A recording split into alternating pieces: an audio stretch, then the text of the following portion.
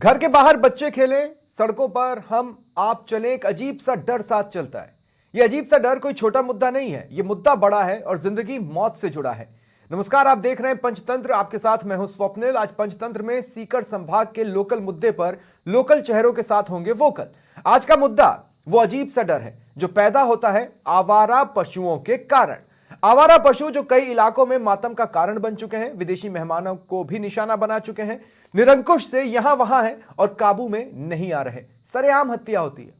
ना तो ये कॉग्निजिबल ऑफेंस है, ना ही नॉन कॉग्निजिबल। लॉ में कोई क्लैरिटी नहीं है।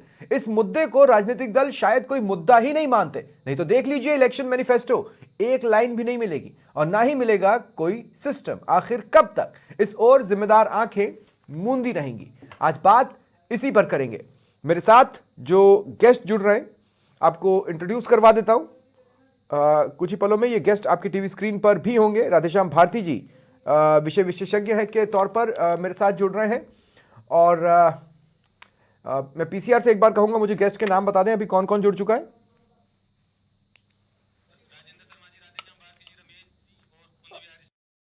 और देखिए, चूरू से सहयोगी कुंज बिहारी मेरे साथ है। रमेश शर्मा संभाग प्रभारी हमारे साथ हैं।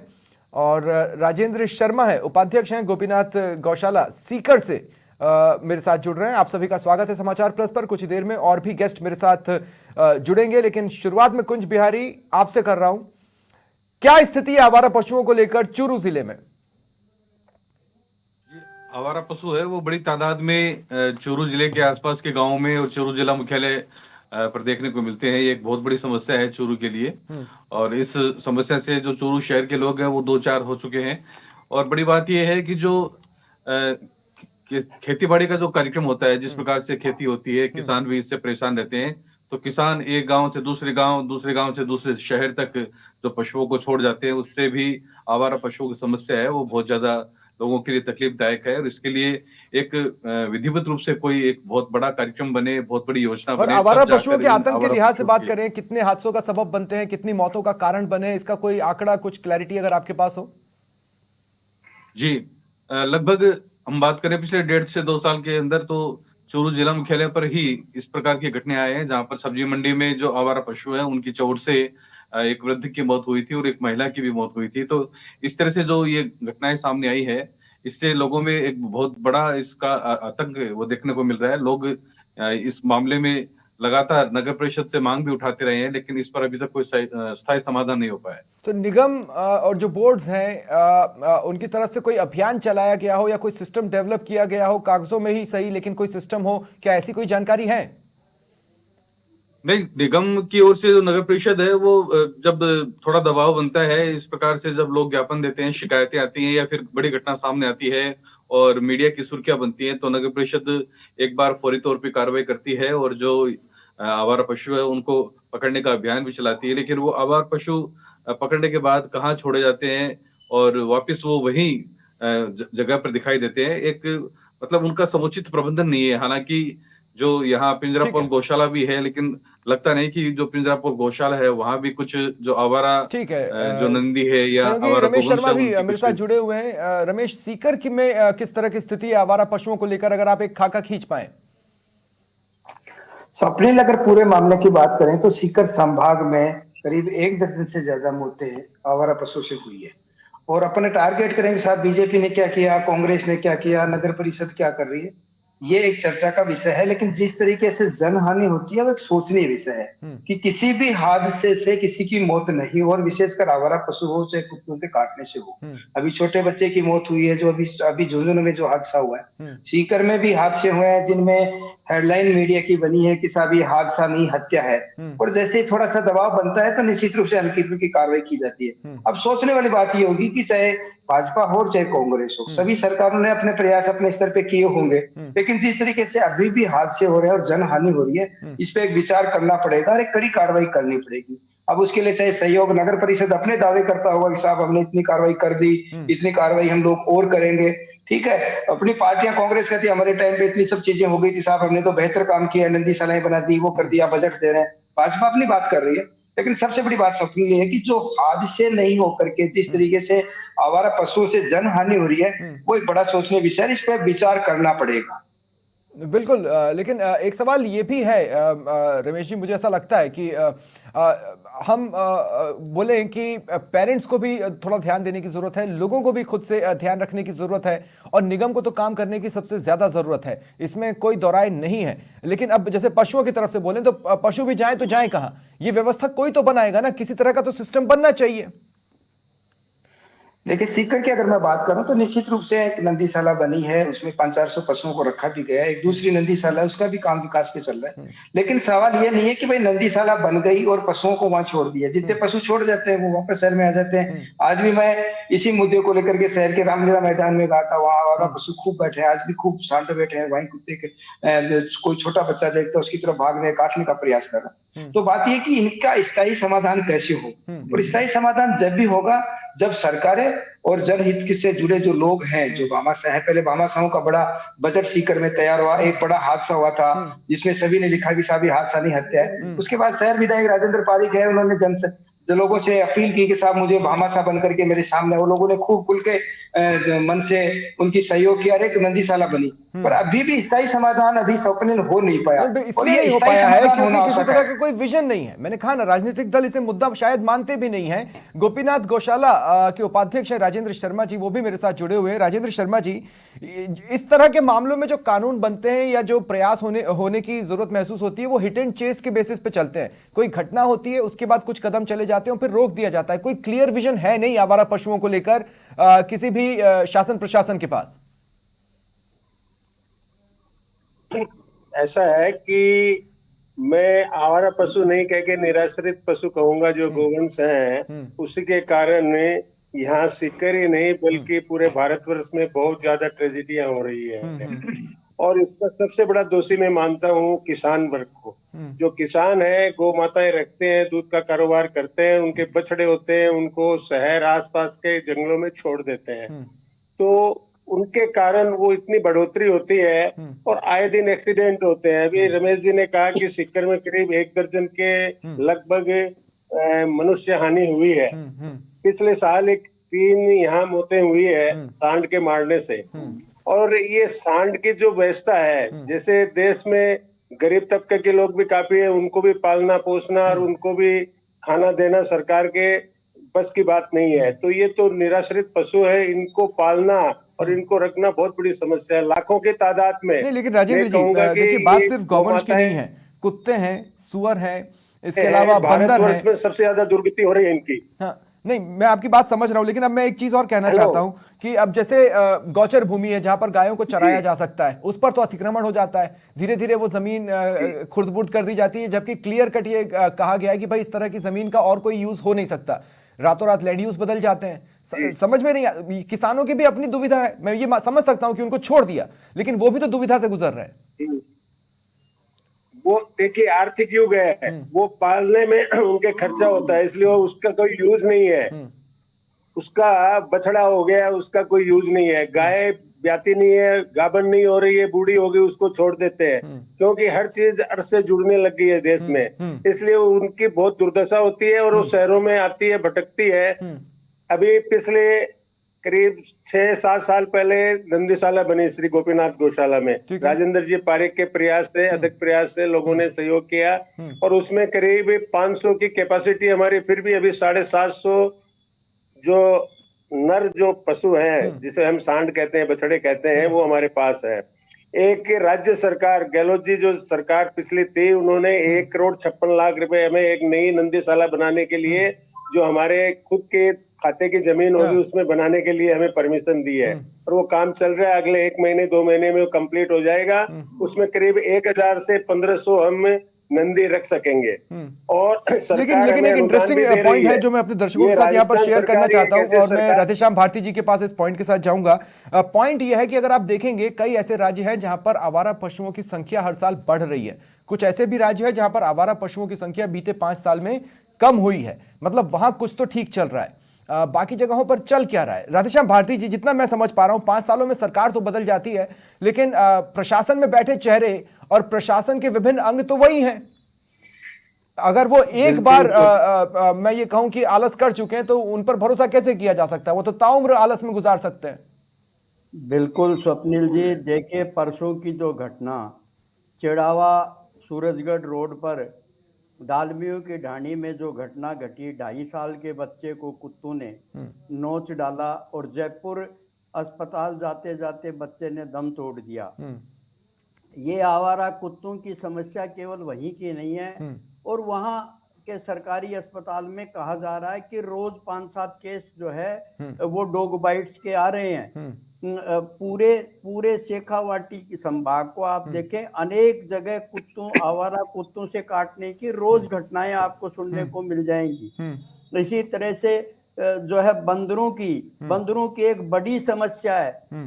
आप झुंझुनू जिले के देखो, सिंघाना, बुहाना, बसई, कितने गांव ऐसे हैं जहां लाल मुंह के बंदरों का आतंक हर समय बना रहता है और बंदरों के काटने की आए दिन घटनाएं सुनने को मिलती हैं। इसी तरह से गायों के साथ साथ जो अभी चर्चा हुई गायों पर, उसके अलावा आप देखिए रोज जो है नीलगाय जिसको कहते हैं, उनका रात को तो जो है गाड़ी चलाते समय हर समय वो आतंक बना रहता है और कितनी घटनाएं इससे होती हैं। गाड़ी एक्सीडेंट हो जाती है, गाड़ी के ऊपर कूद जाता है तो बुरा हाल हो जाता है, गाड़ी का बिल्कुल डैमेज हो जाती है गाड़ी।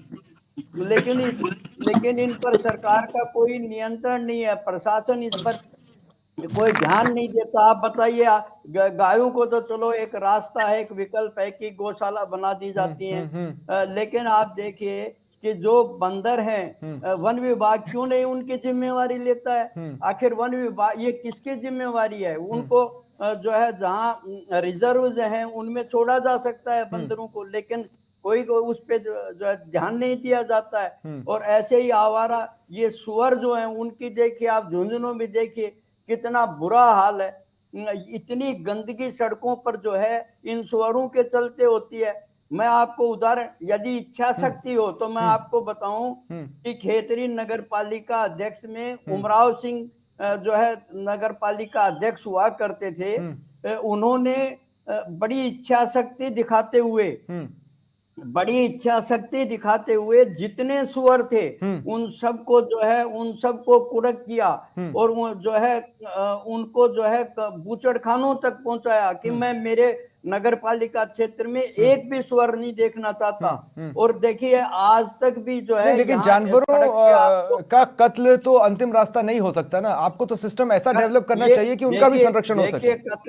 देखिए कत्ल नहीं है, लोग सुअर वैसे भी पालते हैं, उसकी अंततोगत्वा परिणति क्या है? जाते तो बूचड़खानों में ही है।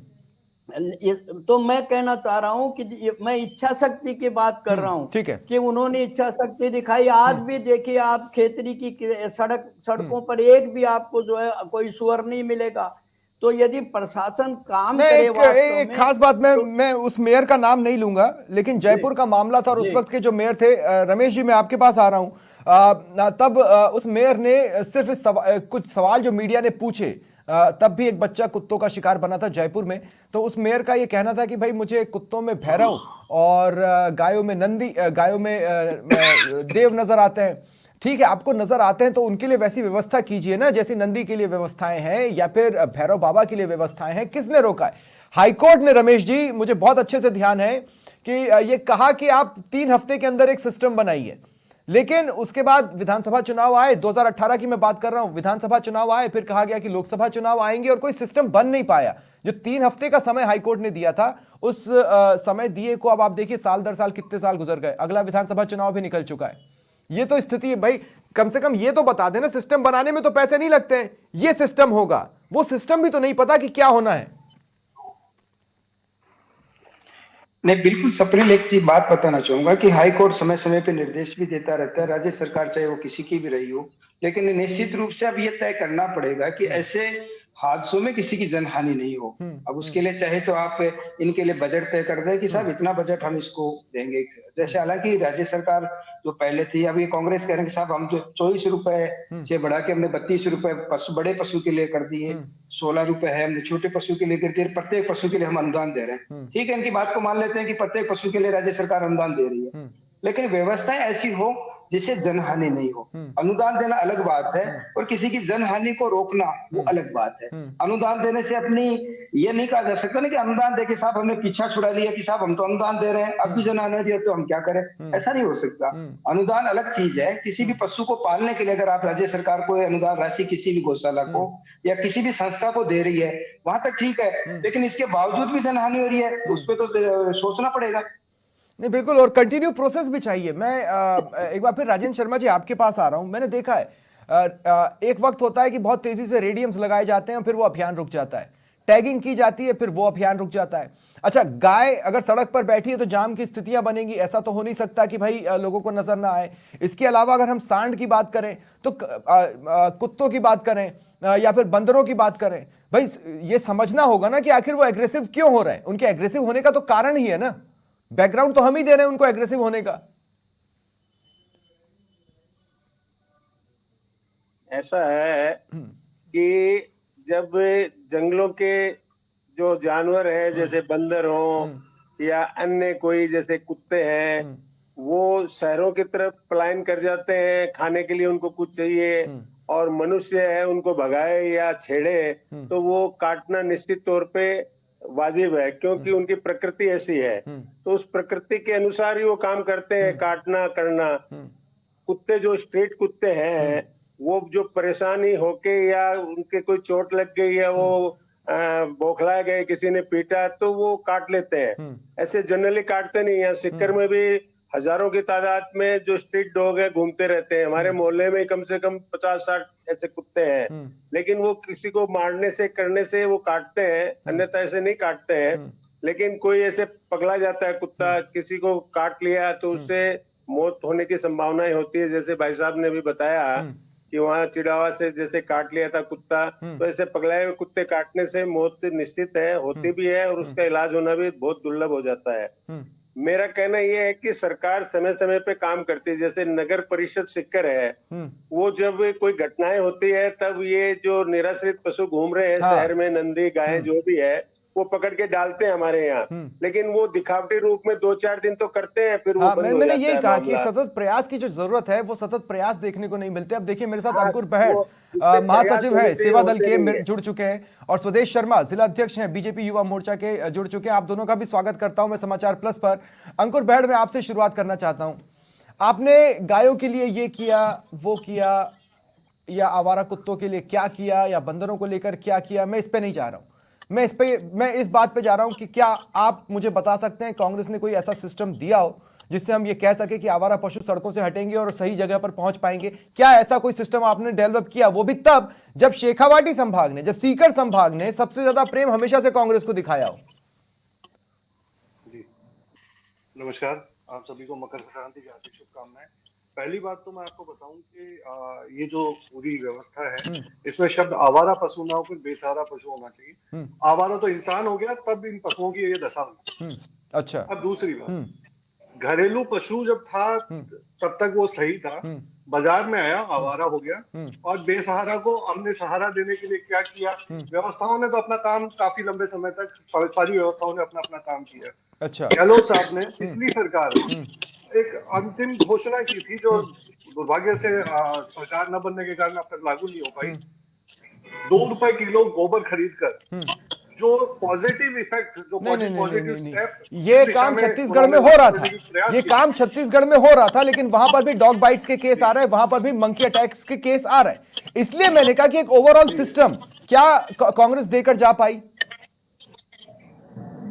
डॉग बाइट्स का सब्जेक्ट अलग था, पर यहाँ हमने गोबर खरीदने का जो 2 रुपए किलो प्रयास किया था, जिससे आर्थिक रूप से उन पशुओं से किसान वर्ग या उनसे जुड़े वर्ग जुड़ भाई जाते। मैं सिर्फ गाय की बात नहीं कर रहा हूँ ना अंकुर जी, मैं सिर्फ गाय की बात नहीं कर रहा हूँ ना। अगर कोई सिस्टम बना होता तो हम ये कह सकते थे कि अगर निराश्रित गाय है या सांड है तो उसको हम इस जगह पर ले जा सकते हैं, अगर बंदर है तो वन विभाग के सहयोग से उसको जंगल में छोड़ सकते हैं, अगर कुत्ते हैं तो उनके लिए कुछ किया जा सकता है। सिस्टम तो ऐसा कुछ होना चाहिए ना जिसमें आप बता पाए कि ये फ्लो चार्ट है, भाई सामने आया तो इस फ्लो चार्ट पे चलेंगे। क्या ऐसा कोई फ्लो चार्ट है? नहीं है, मैं आपको जानकारी दे रहा हूं।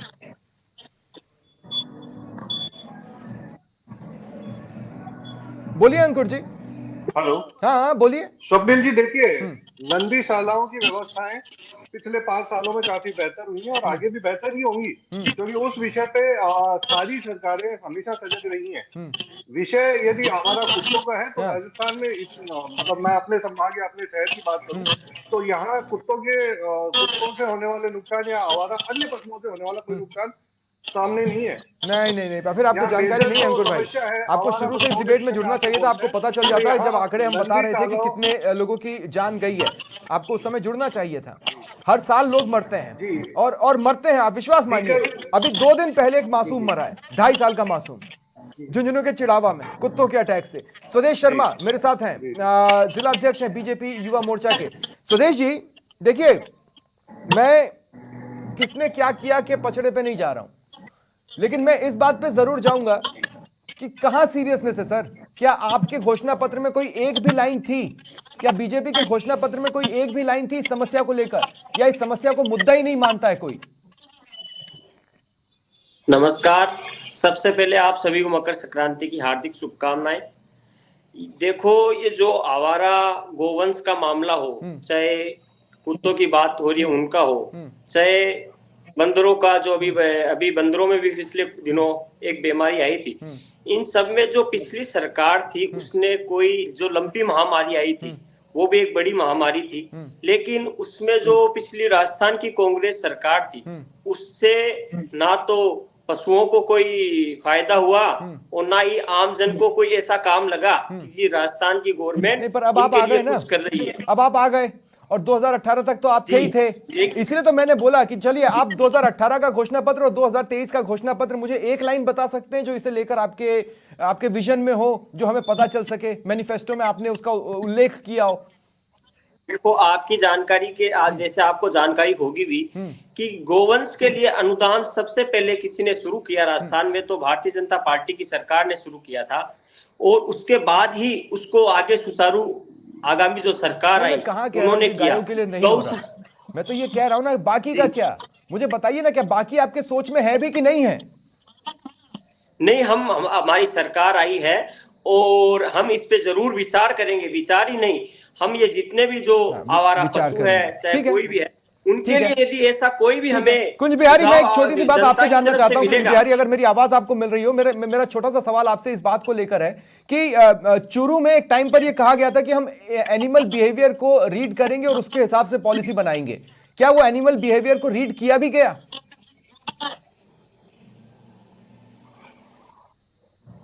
म्यूट हटा लें कुंज बिहारी जी। हाँ बोले। ऐसी जी स्वप्निल, ऐसी जो बात है वो कोई सामने नहीं आई है। सरकारें आती रहती, सरकारें जाती रहती है और जो नई नई बातें जरूर बनाई जाती है, लेकिन चूरू में निराश्रित और जो आवारा पशु है उनको लेकर किसी प्रकार की कोई ठोस कार्य योजना बिल्कुल भी अभी तक दिखाई नहीं दी है और यदा कदा इस तरह के मामले आते रहते हैं। मुख्य जो हाईवे चूरू शहर के अंदर से गुजरता है, उस हाईवे पर जो निराश्रित पशु है वो एकदम रास्ता रोक के बैठे रहते हैं और बाइक सवार बड़ी मुश्किल से उनसे बचते करते निकलते हैं और कई बार जो पशु है वो भी चोटिल हो जाते हैं, वो भी मैं ह्यूमन एरर को कंसीडर कर रहा हूं। मैं इस डिबेट में, रमेश भाई मैं आपके पास आ रहा हूं, मैं ह्यूमन एरर को कंसीडर कर रहा हूं, इंसानों से भी गलतियां होती हैं, लेकिन मैं उस बड़े एरर की तरफ इशारा कर रहा हूं जो कि सिस्टम में मौजूद है। वो बड़ा एरर ये है कि सरकारें बदल जाती हैं, चेहरे बदल जाते हैं, एमएलए बदल जाते हैं, एमपी बदल जाते हैं, लेकिन प्रशासन में जो चेहरे होते हैं वो तो सेम रहते हैं। अब अगर आप उनको हाँक कर ढंग से काम करवा लो तो वो कर लेंगे, नहीं करवाओ तो वो बैठे रहेंगे, ठीक गाय की तरह कुर्सी पर बैठकर जुगाली करते हुए नियमों की। रमेश भाई। बिल्कुल, मैं बताना चाहूंगा सुबिल, आपने जो कहा है बिल्कुल सही है कि सरकारें आएगी चली जाएगी, कुछ जन भावनाएं भी ऐसी हो जो अफसरों से और नेताओं से काम करा सके, और अगर सभी की जन भावना एक हो कि सब हम सबको मिलकर के काम करना है तो निश्चित रूप से धरातल पे काम होता है और उसमें आमजन का जहाँ सहयोग है वो भी होना चाहिए। इसके साथ जो नगर निगम या नगर परिषद जो है अधिकारियों का भी होना चाहिए। इसके साथ मामा साहब भी सामने आते हैं, वो भी अपना सहयोग कर रहे हैं। तो मेरा मानना है कि अगर सब लोगों को एक साथ लेकर करके एक प्लेटफॉर्म पर लेकर के अगर इस मुद्दे पे काम किया जाए तो निश्चित रूप से कहा जा सकता है कि जनहानि को रोका जा सकता है। पर सवाल ये कि सबको एक होना पड़ेगा, चाहे वो राज्य सरकार के आपका भाजपा की हो, चाहे कांग्रेस की हो। सरकारों को अपना ध्यान देना पड़ेगा और यहाँ के नगर निगम या नगर परिषद के जो अधिकारी हैं उनको ध्यान देना पड़ेगा। जन आंदोलन एक शुरू करके इस तरीके की एक व्यवस्था दी जाए जिससे जनहानि नहीं। ठीक है। और मेरा आखिरी सवाल है, राधेश्याम जी आपके पास आ रहा हूं। देखिए, जैसा कि मैं लगातार इस बात को मेंटेन कर रहा हूं, मैंने शुरुआत में भी कहा कि मुझे लगता है कि राजनीतिज्ञों के लिए ये शायद कोई मुद्दा ही नहीं है। अगर ये छोटा बड़ा कैसा भी मुद्दा होता तो मैनिफेस्टो में एक आध लाइन में आ जाता, लेकिन वो एक आध लाइन का भी नसीब ना होना। दूसरा, ये नहीं समझ पाना कि ये भी एक तरह की हत्या है। आप उसके पीछे जिम्मेदार को ढूंढिए, अब उस पर आप कॉग्निजिबल ऑफेंस लगाएंगे, नॉन कॉग्निजिबल ऑफेंस लगाएंगे, किस तरह का मामला बनेगा उसको एक्सप्लेन करें, नियम कायदे बनाएं, लॉ लाएं, उसके बाद सब अपने आप रास्ते पर चलने लगेंगे। स्वप्निल जी, मैं आपकी बात को आगे बढ़ा रहा हूँ। ये बहुत अच्छी बात है। जैसे आपने प्रश्न उठाया कि सरकारें भी क्या इसके लिए सावचेत हैं। मैं एक इंटरेस्टिंग उदाहरण आपको बता रहा हूँ कि सुधांशु पंत जो है वो झुंझुनू कलेक्टर हुआ करते थे। बुहाना में पंचायत समिति सभागार में मीटिंग चल रही थी। बुहाना बनी के चारों तरफ के 20 गांवों के किसान वहां एकत्रित हुए थे और उन्होंने अपने जनप्रतिनिधियों के माध्यम से ये आवारा गायों का जो है सवाल उठाया था कि हमारी खेती चौपट हो जाती है। सुधांशु पंत ने उस समय कहा था कि भाई हम इसको 10 दिन के अंदर इस समस्या का समाधान जो है खोजेंगे। मैंने उनसे पूछा कि आप किस आधार पर कैसे खोजेंगे, जरा मुझे बताएं। तो उन्होंने जवाब में कहा था कि हम इन आवारा पशुओं को ट्रकों में इकट्ठा करके उसमें और दूसरे इलाकों में छोड़ आएंगे। तो अब आज देखिए, सौभाग्य से वो चीफ सेक्रेटरी हैं। यदि सरकारें जरा सा भी इसके लिए जो है चिंतित हों तो निश्चित रूप से उनसे कहा जा सकता है कि आप अपनी पूरी मशीनरी को, पूरे जो भी जहां जो अधिकारी इसके लिए उत्तरदायी हैं उन सबको आप जो है रेस्पॉन्सिबल बनाइए, एक्टिव मोड में लाइए। तो ये ऐसा हो सकता है सरकारें सिर्फ एक छोटी सी दिक्कत है, जिस दिक्कत को पार पाना बेहद जरूरी है। मैंने हमेशा देखा है कि राजनीतिज्ञों की जो प्राथमिकता की लिस्ट होती है उसमें वो चीजें सबसे नीचे होती हैं जो वोट का कारण बन पाती है। राधेश्याम जी, आई एम वेरी सॉरी, मेरे पास समय खत्म हो चुका है, मुझे क्लोज करना पड़ेगा, लेकिन मैं ये बता रहा हूं कि प्राथमिकता लिस्ट में जो चीजें वोट नहीं लाती वो बहुत नीचे होती हैं। ये मुद्दा ऐसा है, अभी इसका कोई वोट कनेक्शन बन नहीं पाया है। अगर वोट कनेक्शन बन गया तो अपने आप सब लाइन पर आने वाले हैं, लेकिन क्या अगर वोट कनेक्शन नहीं बनेगा तो आप इस ओर ध्यान नहीं देंगे? यही एक छोटा सा सवाल है जो कि मुझे लगता है जिम्मेदार कान अगर सुन रहे हैं तो इसका जवाब तैयार करें। बहुत बहुत शुक्रिया आप सभी का मेरे साथ जुड़ने के लिए। फिलहाल इतना ही, नमस्कार।